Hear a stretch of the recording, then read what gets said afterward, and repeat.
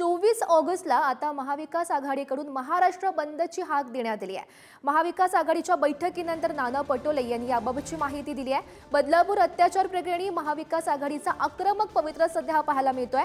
विरोधकांकडून सरकारवर आता टीकेची जोड सध्या सुरू आहे। भाजपाची संस्था असल्याने कारवाईस टाळाटाळ झाल्याचाही आरोप त्यांच्याकडून करण्यात येतोय। माँ बाप पुलिस स्टेशन में जाने के बाद उनको परेशान किया गया, उनको ही पूछा गया कि तुम्हारे पास पुरावा क्या है। उस संस्था ने जिस तरह से सीसीटीवी फुटेज गायब किए और ये प्रकरण को दबाने की कोशिश की गई है। और जहाँ पर जो जन आंदोलन वहाँ पे खड़ा हुआ कल आपने देखा है, पूरे देश ने देखा है। और सरकार इस सब बातों को छुपाना चाहती है। महाराष्ट्र में बच्चों पे अत्याचार होने वाला सबसे बड़ा कोई अगर देश का राज्य हो तो महाराष्ट्र है। 21,000 के ऊपर महाराष्ट्र में इस तरह की घटनाएं हुई है। सरकार इस बातों को दबा रही है और इसलिए आने वाले 24 तारीख को महाराष्ट्र को बंद की आवाज़ हमने दी है। उसमें हमारे महाविकास आघाड़ी के सभी दल उसमें इन्वॉल्व होंगे। पण जे घटना बदलापूरला घडल्या नाक्या महाराष्ट्रात त्याच्यावर संताप आहे, रोष आहे, चीड आहे, लोक रस्त्यावर उतरले आहेत, आंदोलनं सुरू आहे। ते मात्र आम्ही अगदी शिवसेनेवर चर्चा केली नाही आणि महाराष्ट्रातल्या कायदा सुव्यवस्थेवर आम्ही बोलतो। त्यातून असं निष्कर्ष निघाला की हा आवाज आपल्याला महिलांचा, शोषितांचा, लहान मुलींचा जे अत्याचार होत आहे अधिक लोकांपर्यंत न्यायचं असेल दिल्लीला तर महाराष्ट्र बंद करावा। एक दिवस 24 तारखेला महाविकास आघाडीतर्फे महाराष्ट्र बंदची आम्ही हाक देत आहोत। ठाणे जिल्ह्यात बदलापूरला झालेली घटना ही राजकीय नाही आहे, याचा कोणीही राजकीय फायदा घेत नाही।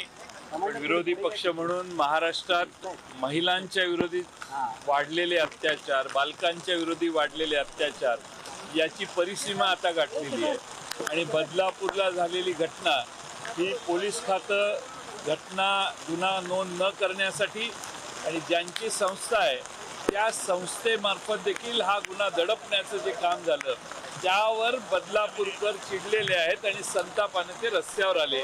त्यात राजकारण भारतीय जनता पक्षाला किंवा मुख्यमंत्र्यांना कसं दिसतं हे आम्हाला कळत नाही। तर या संदर्भात अधिकची माहिती जाणून घेऊयात। आमचे प्रतिनिधी चेतन सावंत सध्या आपल्यासोबत आहेत। चेतन, महत्त्वाची बातमी आपण सध्या पाहतोय। नुकतीच महाविकास आघाडीची बैठक पार पडली। खरं तर या बैठकीत मोठा निर्णय घेण्यात आलेला आहे। बदलापूरचं प्रकरण पाहता 24 ऑगस्टला आता महाविकास आघाडीकडून महाराष्ट्र बंदची हाक देण्यात आली आहे।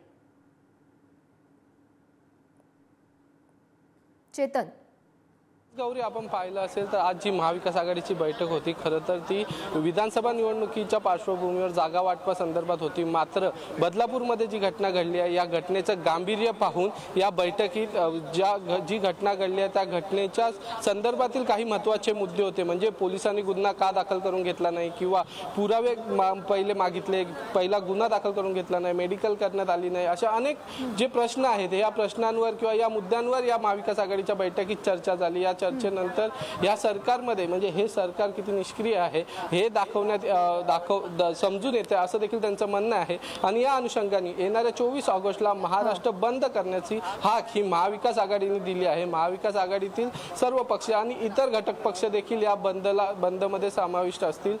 येणाऱ्या शनिवारी 24 ऑगस्टलाच म्हणजे हा महाराष्ट्र बंद असेल। ज्या महिलांविरुद्ध अन्याय होत आहे, महिलांवरील वाढलेले अत्याचार आपण पाहिलं असेल तर गेल्या 1 महिन्यात वारंवार अशा घटना होताना आपल्याला पाहायला मिळत आहेत। अनेक ठिकाणी अत्याचार होत आहेत, विनयभंग होत आहेत। मात्र सरकार हे निष्क्रिय ठरलेलं आहे, कोणत्याही ठोस उपाययोजना करत नाही, कोणताही नवीन कायदा लागू करत नाही आहे।